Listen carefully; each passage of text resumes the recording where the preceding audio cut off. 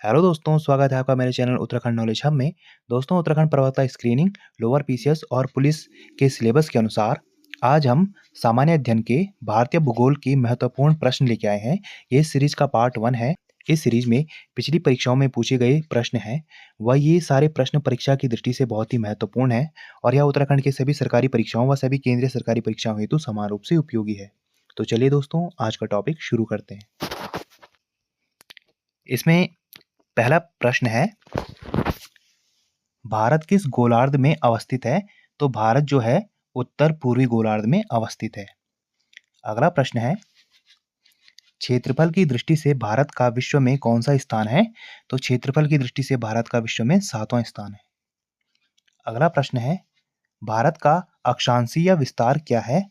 तो भारत का जो अक्षांशीय विस्तार है वो है 8 डिग्री 4 उत्तरी अक्षांश से 37 डिग्री 6 उत्तरी अक्षांश के मध्य। अगला प्रश्न है, कर्क रेखा भारत के कितने राज्यों से होकर गुजरती है? तो ये 8 राज्यों से होकर गुजरती है, जो हैं गुजरात, राजस्थान, मध्य प्रदेश, छत्तीसगढ़, झारखंड, पश्चिम बंगाल, त्रिपुरा और मिजोरम। अगला प्रश्न है, भारत को लगभग 2 बराबर भागों में कौन सा अक्षांश विभाजित करता है? तो यह है 30.5 डिग्री उत्तरी अक्षांश कर्क रेखा। ये भारत को 2 बराबर भागों में विभाजित करता है। अगला प्रश्न है, भारत का सुदूरस्थ दक्षिणतम बिंदु कौन सा है? तो यह है इंदिरा पॉइंट। अगला प्रश्न है, म्यांमार की सर्वाधिक सीमा किस भारतीय राज्य को स्पर्श करती है? तो यह है अरुणाचल प्रदेश। अगला प्रश्न है, भारत में पर्वतीय क्षेत्र का विस्तार कितना है? तो यह है 10.7%। अगला प्रश्न है, लघु हिमालय किन श्रेणियों के मध्य में स्थित है? तो यह है महान हिमालय और शिवालिक के मध्य। अगला प्रश्न है, पीर पंजाल श्रेणी किस राज्य में अवस्थित है? तो यह है जम्मू कश्मीर में। अगला प्रश्न है, उत्तराखंड के पाताल तोड़ कुएं किस भाग में पाए जाते हैं? तो यह है तराई भाग में। अगला प्रश्न है, भारत की प्राचीनतम पर्वत श्रृंखला कौन सी है? तो यह है अरावली। अगला प्रश्न है, अरावली किस प्रकार की पर्वत श्रेणी है? तो यह है अवशिष्ट पर्वत। अगला प्रश्न है, दक्षिण भारत की सबसे ऊंची चोटी कौन सी है? तो यह है अनाईमुड़ी, ये केरल में है। ये 2695 मीटर है इसकी ऊंचाई। अगला प्रश्न है, नीलगिरी पर्वतमाला का विस्तार किन राज्यों में है? तो इसका विस्तार तमिलनाडु एवं केरल में है। अगला प्रश्न है, महाराष्ट्र एवं कर्नाटक के मध्य स्थित पश्चिमी घाट को किस नाम से जाना जाता है?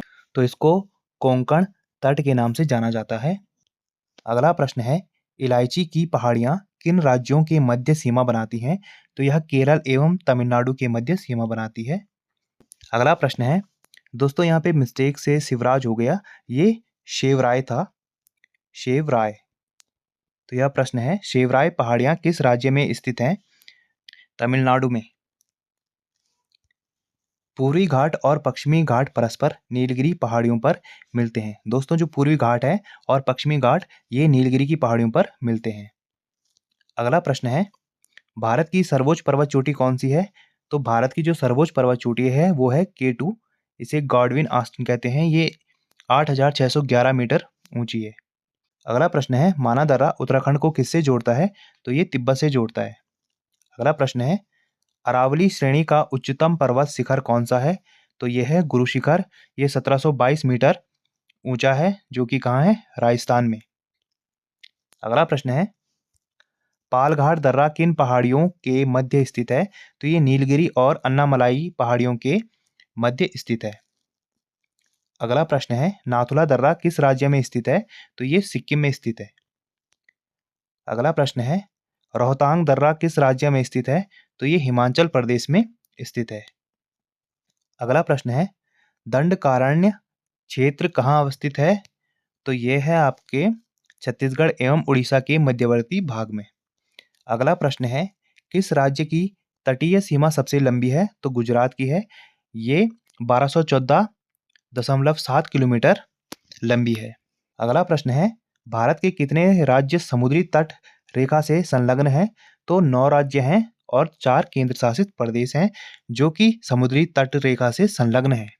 अगला प्रश्न है, तमिलनाडु एवं आंध्र प्रदेश के समुद्री तट का क्या नाम है? तो इसका नाम है कोरोमंडल तट। अगला प्रश्न है, कन्याकुमारी को किस अन्य नाम से जाना जाता है? तो इसे केप कोमोरिन नाम से जाना जाता है। अगला प्रश्न है, अंडमान और निकोबार द्वीप समूह में सबसे अधिक ऊंचाई वाली चोटी कौन सी है? तो जो सबसे ऊंची चोटी है वो है सैंडल पीक।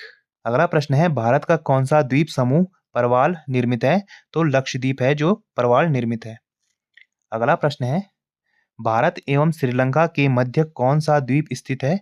तो यह है पंबन द्वीप। अगला प्रश्न है, भारत में ग्रीष्मकालीन मानसून के प्रवाह की सामान्य दिशा क्या है? तो यह दक्षिण पश्चिम से उत्तर पूर्व इसकी सामान्य दिशा है। अगला प्रश्न है, भारत के उत्तरी पश्चिमी मैदानों में शीत ऋतु में किसके प्रभाव से वर्षा होती है? तो पश्चिमी विक्षोभों के प्रभाव से शीत ऋतु में वर्षा होती है। अगला प्रश्न है, भारत में दक्षिण पश्चिम मानसून का समय सामान्यतः कब से कब तक होता है? तो यह जून से सितंबर तक होता है। अगला प्रश्न है, भारत में मानसून का आगमन सबसे पहले किस राज्य में होता है? तो यह सबसे पहले केरल में होता है। अगला प्रश्न है, तमिलनाडु में मानसून के सामान्य महीने कौन से हैं? तो यह नवंबर और दिसंबर हैं। अगला प्रश्न है, उत्तर पूर्वी मानसून से सबसे अधिक वर्षा प्राप्त करने वाला राज्य कौन सा है? तो यह है तमिलनाडु। अगला प्रश्न है, भारत के सर्वाधिक क्षेत्र में कौन सी मृदा पाई जाती है? तो यह है जलोढ़ मृदा। अगला प्रश्न है, रेगुर मृदा को किस अन्य नाम से जाना जाता है? तो इसे काली मृदा कहते हैं। अगला प्रश्न है, रेगुर मृदा का सर्वाधिक विस्तार किस राज्य में पाया जाता है? तो यह महाराष्ट्र में सर्वाधिक मात्रा में पाया जाता है। यह इसका विस्तार जो है महाराष्ट्र में सबसे अधिक है। अगला प्रश्न है, गंगा के मैदान की पुरानी जलोढ़ मृदा कहलाती है? तो यह कहलाती है बांगर। तो दोस्तों, आज हमने उत्तराखंड प्रवक्ता, लोअर पीसीएस और पुलिस भर्ती हेतु भारत के भूगोल के महत्वपूर्ण प्रश्न देखे जो कि परीक्षा की दृष्टि से बहुत ही महत्वपूर्ण है। और दोस्तों, ऐसे ही ज्ञानवर्धक वीडियोस के लिए आप मेरे चैनल को लाइक कीजिए, कमेंट कीजिए, शेयर कीजिए, सब्सक्राइब कीजिए और मुझे इंस्टाग्राम पे फॉलो कीजिए और मेरे टेलीग्राम को ज्वाइन कीजिए, क्योंकि जितनी भी वीडियोस हैं इन सब की पीडीएफ फाइल आपको टेलीग्राम पे मिलेगी। तो मेरे टेलीग्राम को ज्वाइन कीजिए और मेरे चैनल को ज़्यादा से ज़्यादा अपने दोस्तों के साथ शेयर कीजिए और उसे सब्सक्राइब कीजिए। Thank you.